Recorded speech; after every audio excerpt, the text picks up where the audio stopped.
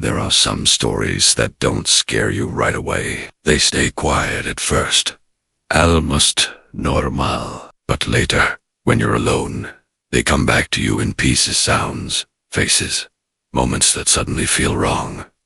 And the worst part is, you can't prove anything happened at all.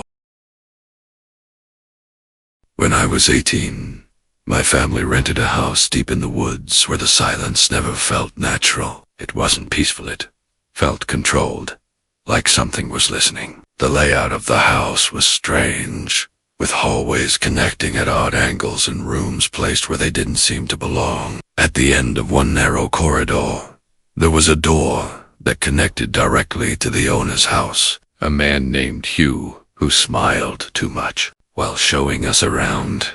Hugh casually mentioned that no one locks their doors out there. The way he said it didn't feel like advice, it felt like a warning. The next morning, my family went hiking, and I stayed behind. Out of curiosity, I walked to that door and slowly opened it. It wasn't locked. Inside, everything looked almost identical, but something felt off, like the place wasn't truly lived in. Then I heard a soft click somewhere deeper inside, like a door closing.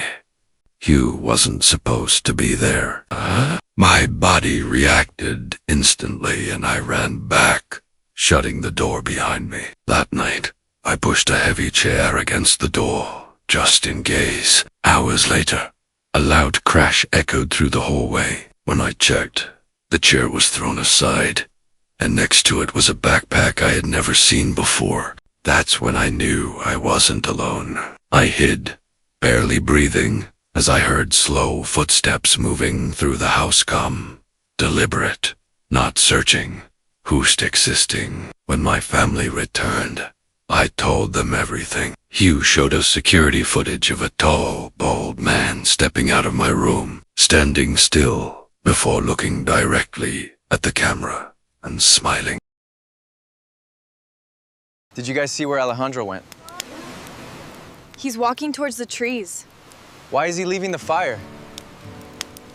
It started as a normal beach night, filled with music, laughter, and people everywhere.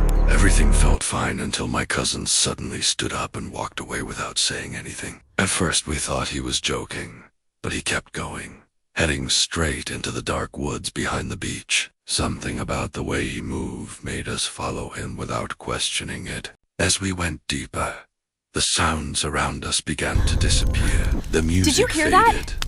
the waves went silent, and even our footsteps felt strange. Look over there. Like the ground was absorbing them. The air felt heavy and difficult to breathe. We finally caught up to him, and he was standing completely still with his back toward us. Without turning, he raised his hand and whispered, "Be quiet." Then we heard it scream, but it didn't sound human.